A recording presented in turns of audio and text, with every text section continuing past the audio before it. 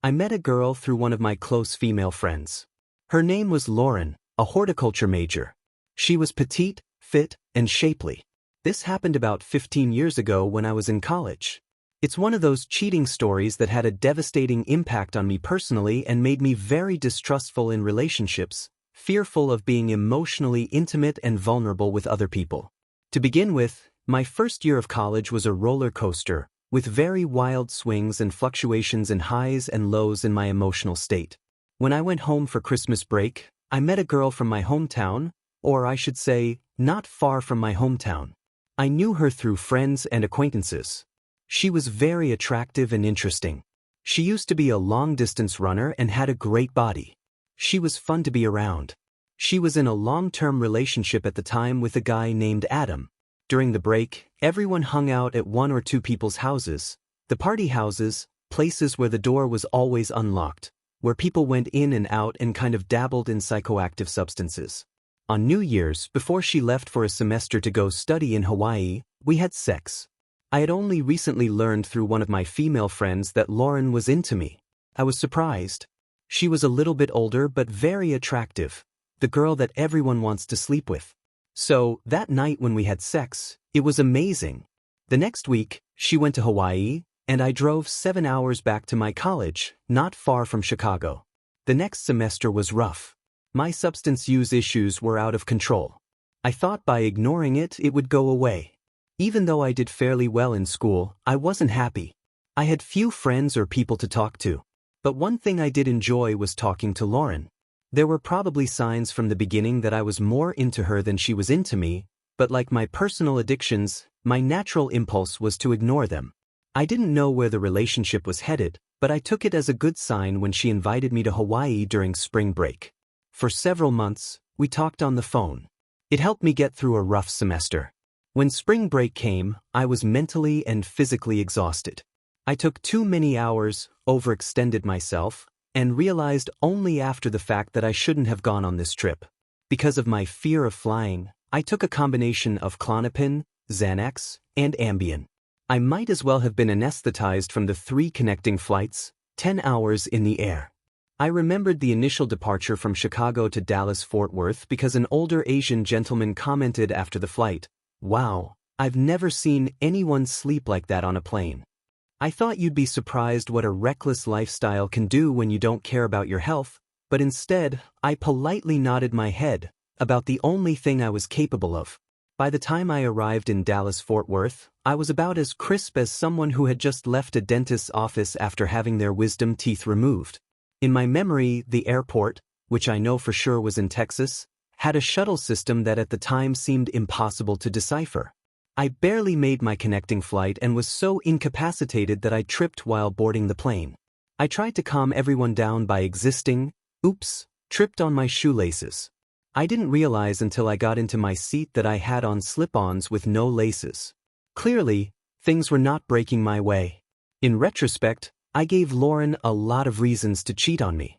I probably would have cheated on me at that time in college. The only time I looked at myself in the mirror was in the bathroom, which had one mirror that only captured you from the neck up. When Lauren picked me up from the airport, I was a mess. When we got to her dorm, there was a long hallway with a full-length mirror that you couldn't avoid. It was then that I wished I had done some self-care during the semester. In the full-length mirror, I caught a glimpse of myself and thought, "Jesus, you look as good as an obese man who just torched himself in a kitchen fire." Also, my hair, which was naturally thick and curly, looked like someone had glued hay to it or given me poorly manufactured clown hair made of cheap plastics. A lot of people that look terrible will say there was a moment, maybe a photo, that made them so repulsed by their physical appearance that they decided to change their lives. This would have been one of those moments for me. Unfortunately, the months apart had led her to look even better.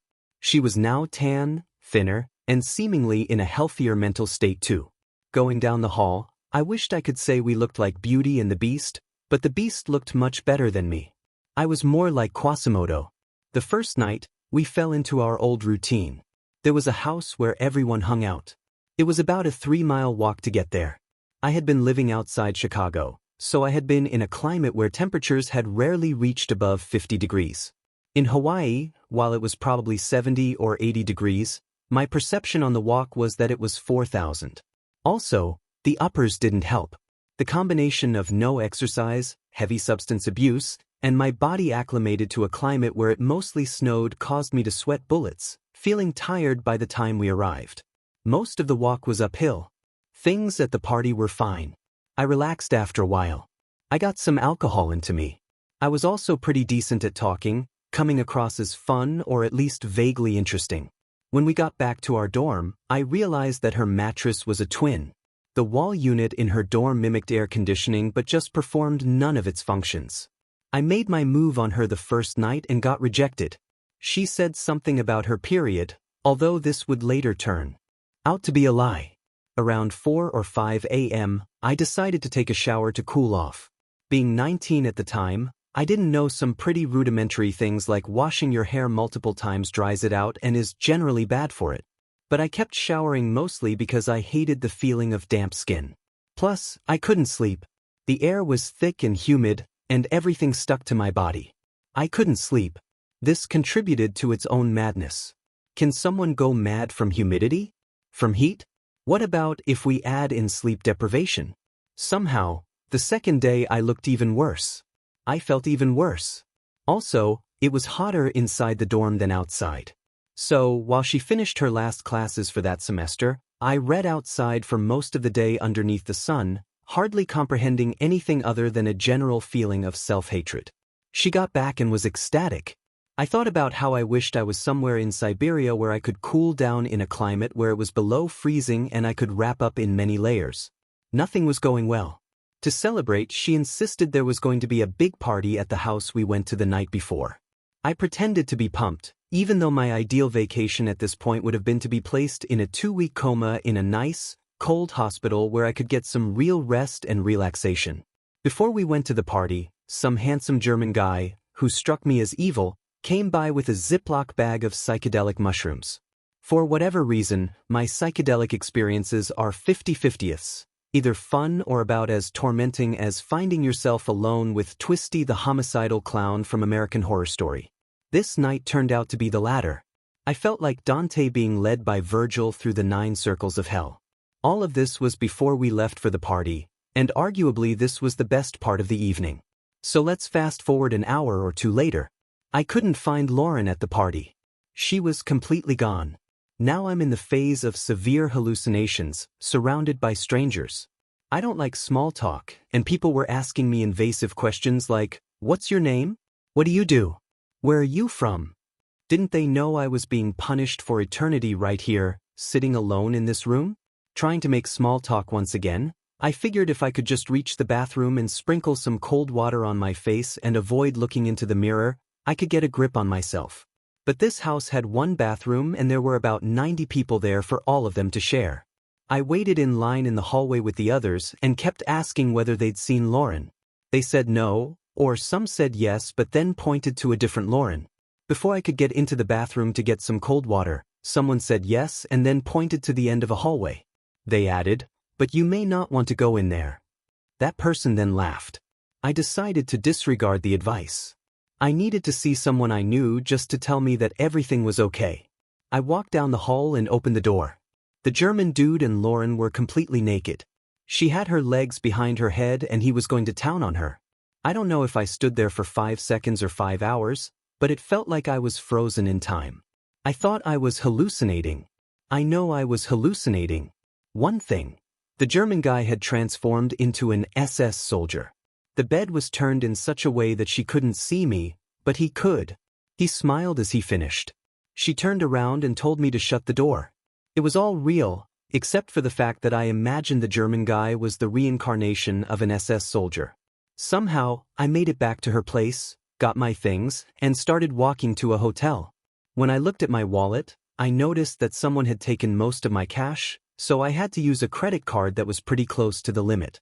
I stayed at a hotel for a night, but I barely got any rest, just replaying the whole evening in my head. The next morning, I realized I could not stay at the hotel again because my credit card would exceed the limit. I had brought like $800 in cash, and someone had stolen it, maybe the German guy. This would be my last day and night there, and that's all I had to do to get through it.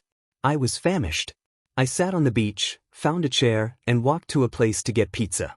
I thought if I could just get some food in me, things would turn around. I ate the first slice and did feel a little bit better. Nearby, there were people playing volleyball on the beach.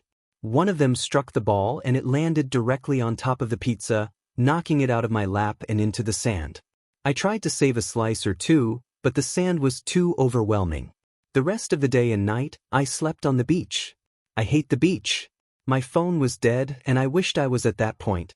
I did eventually get home, but that was by far the worst series of days in my entire life. The psychedelic experience somehow seared itself into my brain, my very being. It took years to get over this experience. Now it just seems like a series of absurd and terrible events that happened to someone else. Maybe someone will find some deeper truth in this and help them get through some of their worst experiences. And remember, your worst experiences don't define who you are.